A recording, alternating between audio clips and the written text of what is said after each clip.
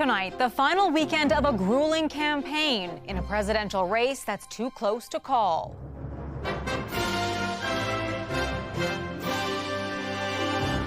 Let's put her with a rifle standing there with 9 barrels shooting at her. Trump takes aim at a prominent critic, sparking backlash with just 4 days to go. He has increased his violent rhetoric. This must be disqualifying.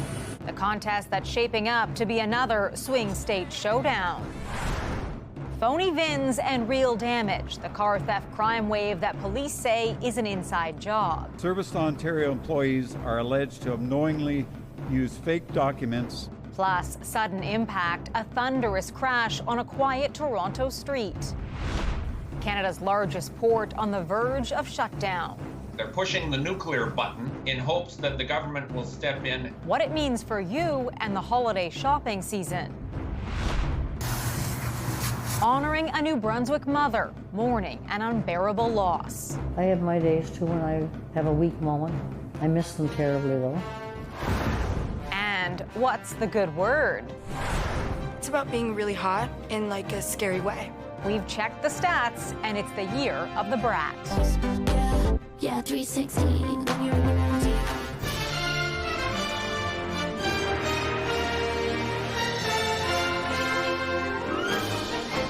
CTV National News with Heather Butts. Good evening. With just 4 days left until the presidential election, the race between Donald Trump and Kamala Harris is razor thin. And there is new controversy tonight over violent imagery invoked by Trump during an event last night. Harris making it clear today his rhetoric involving Liz Cheney should disqualify him. CTV's Judy Trin starts us off. Hello, everybody. Hello, Michigan. Polls show Donald Trump and Kamala Harris locked in a tie. In battleground Michigan, the former president is trying to court Arab Americans by slamming the current administration's handling of the war in the Middle East. He's also doubling down on his violent rhetoric aimed at former Republican Congresswoman Liz Cheney. She kills people. She wanted to, even in my administration, she was pushing that we go to war with everybody. On Thursday, Trump said this to a former Fox News host. Let's put her with a rifle standing there with 9 barrels shooting at her, okay? Let's see how she feels about it. You know, when the guns are trained on her face. Trump's remarks about Liz Cheney comes after she endorsed Vice President Harris. She also played a leading role in the investigation of the January 6th riot. On X, Cheney responded by calling Trump a dictator. We cannot entrust our country to a petty, vindictive, cruel, unstable man who wants to be a tyrant. When Harris touched down in Wisconsin, she defended Cheney. Anyone who wants to be president of the United States who uses that kind of violent rhetoric is clearly disqualified and unqualified to be president. Representative Cheney is a true patriot. Attacking Trump's treatment of women and the threat to their reproductive rights is seen by the Harris campaign as a key to victory. Donald Trump's not done. He would ban abortion nationwide, yes, even here in Wisconsin were that to happen. And he would restrict access to birth control, put IVF treatments at risk. Voting data shows that women are outpacing men in casting early ballots. And Heather, more than 200 former Republican officials have endorsed Kamala Harris over Donald Trump. Judy, thank you. The town of Springfield, Ohio, was thrust into the spotlight after controversial comments made by Donald Trump in the presidential debate. Our chief news anchor, Omar Sachedina, is on the road and connected with some of the people who live there.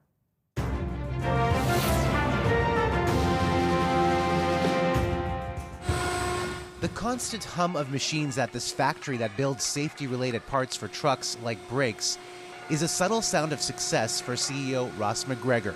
Does a labor shortage still exist? Not as bad as it was. So when was it at its worst? I would say about 3 years ago. 3 years ago. Right. Okay. You know, coming out of the pandemic. So when there weren't enough locals to fill the critical gap at his company Pentaflex, he turned to Haitian immigrants in Springfield, Ohio, who've arrived here legally and now represent about a quarter of the city's population of nearly 60,000. Do you think people are making the connection that if the Haitians were not here, to help you fill a critical labor gap that you would suffer and the city would suffer? Well, the company would certainly be prevented from growing the way we need to without the reliable labor that we depend upon. And prior to the Haitians coming into our community, we struggled to get people that were able to come to work every day and stay and work and do their job. But the Haitian population surge has put a lot of demands on a city that wasn't prepared to handle the influx, with many here blaming them for putting a strain on Springfield's resources. And when Donald Trump famously and falsely said this to 67 million viewers in the September presidential debate, in Springfield, they're eating the dogs, the people that came in, they're eating the cats. an unassuming small city was immediately thrust into the international spotlight. And with that attention, a spike in racist, anti-immigrant attitudes. They're scared, like they want to leave. They don't know what's going to happen after the election. Rose's Good Creole is where we met up with several Haitians one evening. You can translate a little bit? Yeah, I will translate. It's really hurt to hear that from him, to say that Haitians are doing that or eating cats and dogs, but I'm not afraid of nothing. I'm not afraid that that can hurt me. I'm not afraid at all. And as Yves Pierre continues, he grows more defiant. But he is worthless. He is nothing. He doesn't have a brain. So he would say anything for him to get somebody vote for him. But others here who tell us they've fled gang violence, political instability, and natural disasters in their homeland fear they'll have to flee again. Vous avez des craintes et des soucis? Bien sûr. Yes, he says. Vous allez partir. If Trump wins on Tuesday, I will leave Springfield. Back at Pentaflex, Ross McGregor wonders how Trump, who stakes his identity on being pro-business, may actually be hurting it with his comments. I think that many policies that he is promoting may or may not be good for the community, but you can't deny the basic need for a reliable workforce. So are you torn in terms of who to vote for, or you've decided and made up your mind? I've already voted. You've already voted? Yeah. And can I ask you who you voted for? Well, we're just going to keep that between me and me. He may be keeping that choice private, but he's publicly stating what he expects of America's next president. Omar will be on the road in Cleveland tomorrow, and we'll have live coverage from Washington starting on Monday. We have dramatic video tonight of a police crash in downtown Toronto. No way! The car just ran into the cop car and then into the little Burgundy. Police in hot pursuit of suspects fleeing a stolen truck that smashed into a storefront with officers on foot and horseback. 2 suspects were arrested. 1 officer and a horse were treated for minor injuries. And another dramatic collision was caught on surveillance video after a car slammed into another parked vehicle at a home in Toronto. The driver is in hospital with critical injuries. The homeowner left shaken. And all of a sudden I heard bang! And then it's calm, and I opened the door, and I didn't see my car. Millions of dollars in stolen vehicles have been recovered as part of a major police probe into the process of re-vinning. At the same time, the Ontario government introduced stiffer penalties of up to $100,000 and 6 months in jail for anyone convicted of creating fake VIN numbers. And as CTV's Adrian Gobriel reports, government staff may have been part of this auto theft ring. Chopped, wrapped, and ready to be sold, these recently recovered stolen parts and vehicles were on display as Toronto Police revealed their latest active auto theft investigation. Behind us, they're all re-vin vehicles. Police claim that multiple Service Ontario employees have been working with criminals to create fake VIN numbers. The VINs are registered with a license plate, allowing for a stolen car to be sold and purchased domestically by unsuspecting buyers. While detectives say no charges have been laid against Service Ontario staff in this case just yet, 59 people have been arrested so far and 302 charges laid. 363 stolen vehicles have been located at an approximate value of $14 million. I went out to get in the car and it wasn't there. David Dixon's Acura TLX was stolen in Toronto in April of 2023. Dixon, who since replaced his car, believes his license plate may have been copied after he recently received a photo radar speeding ticket. I was traveling in Quebec, and when I got back, I had a ticket, and I looked at the date and time of it. And I was like, I wasn't even in the province. So somebody had cloned the license plate, put it on a similar car. Dixon is now wondering if he's the victim of an inside job. Clearly somebody, knew that my make and model and color of car were associated with that license plate. And so, think about who has access to it. It very well could be Service Ontario.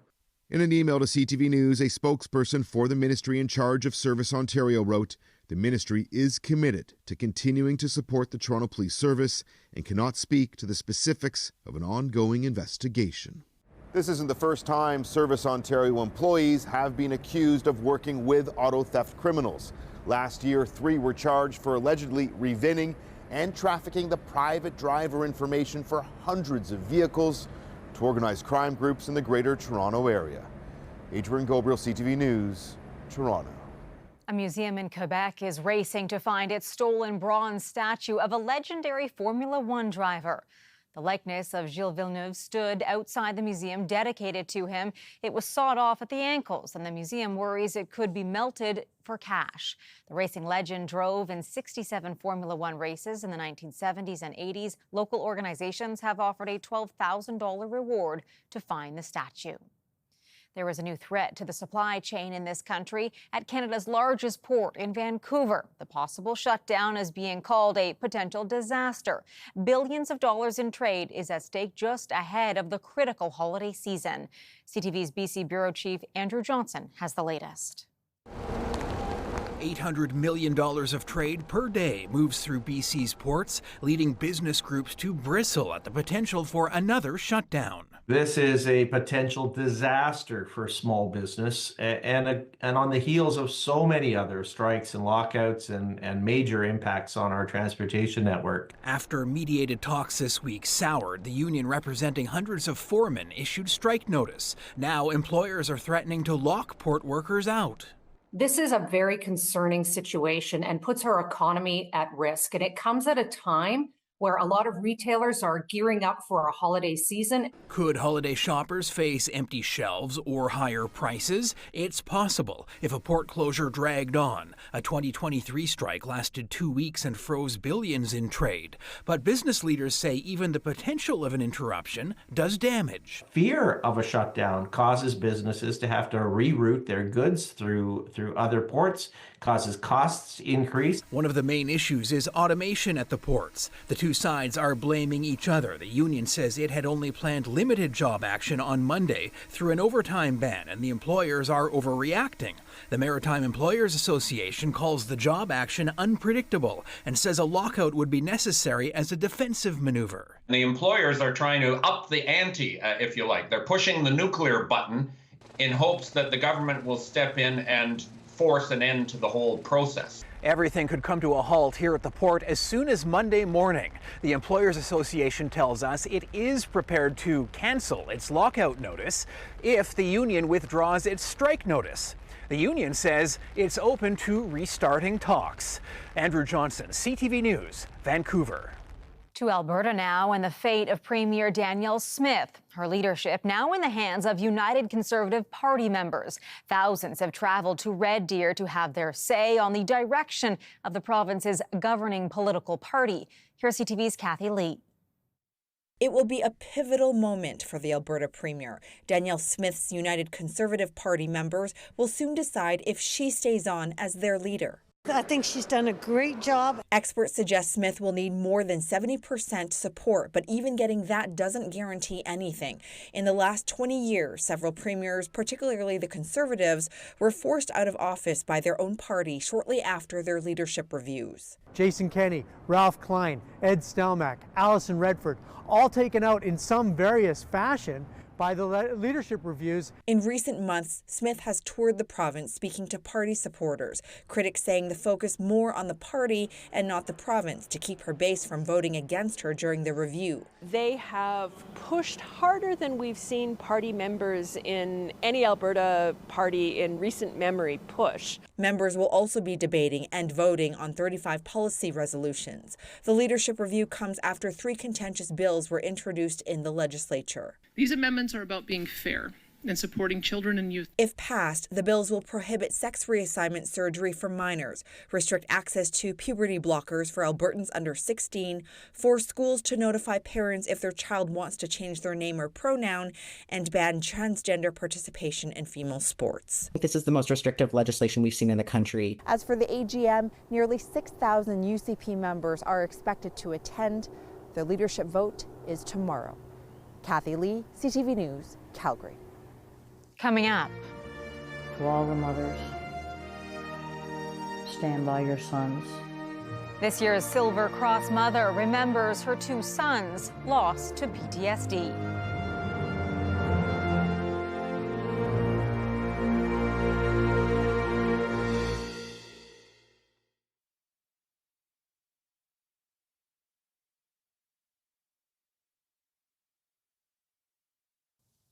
Children's hospitals across the country are noticing an uptick in cases of walking pneumonia. It's a much more of a kind of insidious onset, a slowly developing type of disease, as opposed to a classic bacterial pneumonia. Doctors say they're seeing more serious cases, with some children needing oxygen. Most people with walking pneumonia eventually recover on their own. There's been a similar rise in cases in the U.S. Every year, a mother who lost someone in service to this country is chosen to represent all parents by laying a wreath at the national ceremony. This year's Silver Cross mother from New Brunswick will carry the weight of not 1, but 2 crosses. Here's CTV's Sarah Plowman. Close as kids with a lot of energy, the Anderson brothers had something else in common, an ambition to join the Canadian Armed Forces at an early age. 5 years between them, and they fought like cats and dogs at times. But as they grew, they became more and more closer. Sergeant Ron Anderson's career took him to Petawawa, Croatia, Kosovo, Bosnia, and 2 tours in Afghanistan, where he saved the life of an injured Afghan boy under deadly circumstances. I didn't know a thing about it at all until later on when he was passed. He would give the shirt off his back to anybody. He's just that type. Sergeant Ryan Anderson served in Gagetown, Yellowknife, as well as Bosnia, Ethiopia, Haiti, and Afghanistan. Maureen says both her sons returned from Afghanistan changed, diagnosed with post-traumatic stress disorder. Not as energetic or funny as they used to be, Ron was distant. Kept a lot of things to himself, I think. I didn't realize really how bad, yeah, until he passed away. So. Maureen says both her sons were treated for PTSD, and their deaths, which came about 3.5 years apart, were linked to their suffering. The loss of Ron deeply affected his younger brother. And I made numerous trips over there in the middle of the night, take him a Tim Hortons coffee, we'd sit. And, he never, ever talked about anything. He would just sit there and cry. I'm glad I did all that. I feel really good that I did it and didn't, ignore it. At least once a week, Maureen finds comfort at the headstone her sons share, caring for them in what way she can. I feel I have to just do something, I guess. Maureen is honored to be the Silver Cross mother, to wear not 1 cross, but 2. To all the mothers, stand by your sons, daughters, whatever. Support them in every way you can. Listen to them, talk to them. Her family's desire to serve Canada runs deep. Her father fought in the Second World War. She served as a nurse, and her late husband, Peter, retired as a master warrant officer. She lives now surrounded by pictures of her sons and finds strength in the motto, "Soldier on." I have my days too when I have a weak moment. I'll go bawl my eyes out and I'm good to go again for another while. I miss them terribly though. Carrying memories with her in her heart. Sarah Plowman, CTV News, Oromocto, New Brunswick. Still ahead tonight. So many people, we turning the tables on Drake takes a spin in a Toronto mall in his new music video. I get shot for way less than here. None of you blocking my blessings here. What? All these years throwing success in your face. All of these baddies obsessed with my face. All the they don't address in my face. I can't be. Toronto residents were quick to point out a local landmark featured in Drake's new music video. The hometown rapper can be seen speeding through Scarborough Town Centre, a mall in the city's East End, in the video for his song No Face. And the Queen of Christmas is dusting off her crown.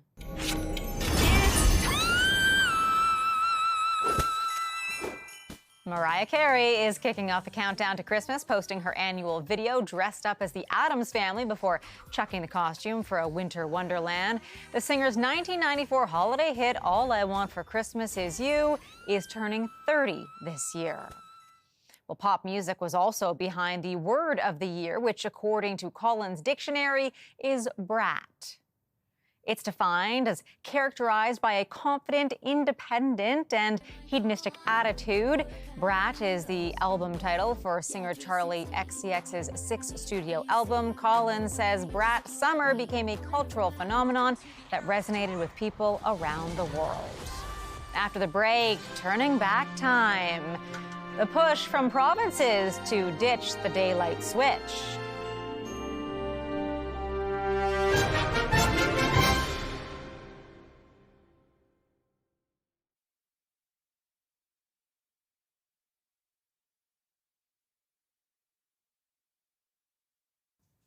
It's that time of year again. The clocks roll back 1 hour this weekend, and like clockwork, it's time for the annual debate on whether the practice should come to an end. Here's CTV's Kamal Karamali.